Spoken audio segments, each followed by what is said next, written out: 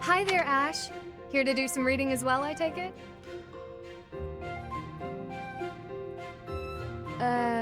Ash?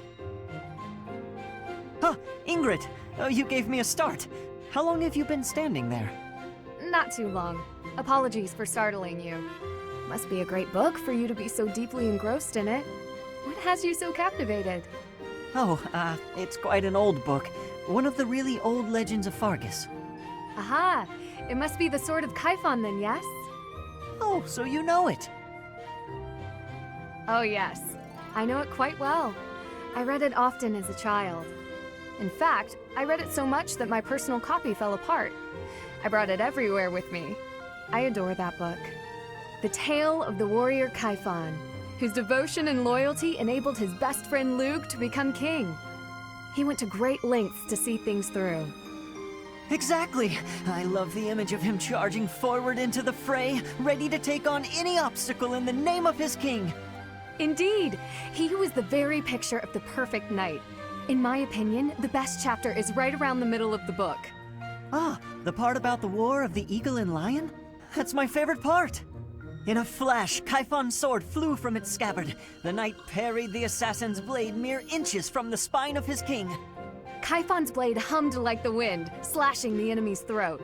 In mere moments, their forces lay vanquished, decimated by his mighty blows.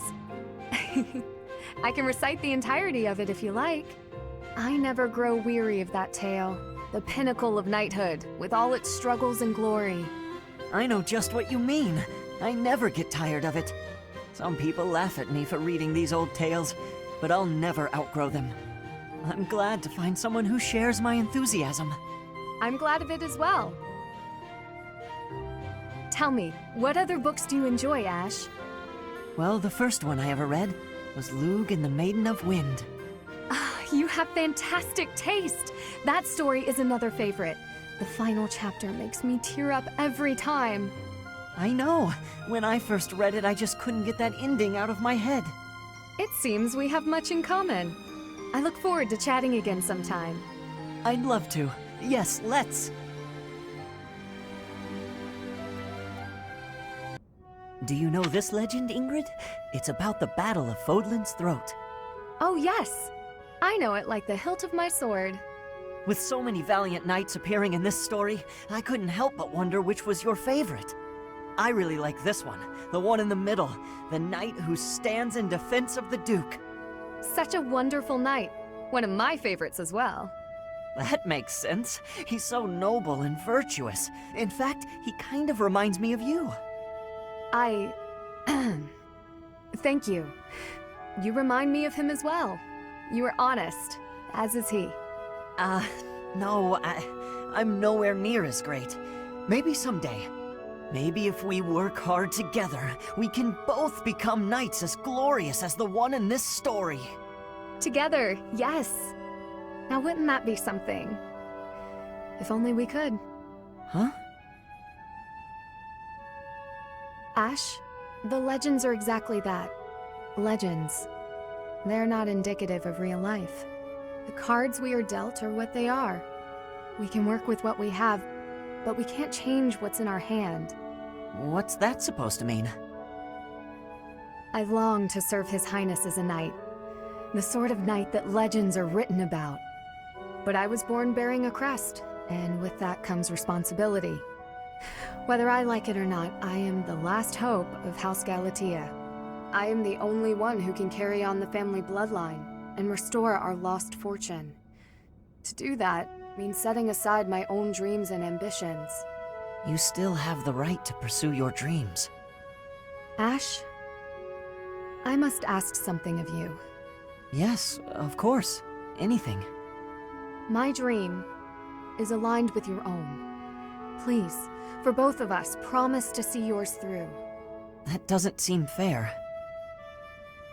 I'll never be able to see my dream through. Doing so would mean terrible misfortune for others. So, I am bound by honor not to follow through on my own dream. But I can help you achieve yours. Come on, this isn't like you at all. Please, don't smile when your eyes are so sad. there you are, Ingrid. Whoa, hi, Ash. You seem excited. What's that you're holding? A book I found in town. I bought it for you. From me? Ash, this looks very costly. Antique books like this are never cheap. Wow, the cover is stunning, and the binding is still in fantastic condition. I drove a hard bargain. Still, I'll probably have to cut back on my spending for a while. Why did you go to so much trouble? It wasn't easy, but as soon as I came across this legend, I knew you had to read it too. Well then, I will read it. Oh, the knight on the cover looks striking. Fascinating, right? I was captivated from the moment I laid eyes on the cover. There's an aura of stoicism intermingled with beauty, even amid a gruesome battle.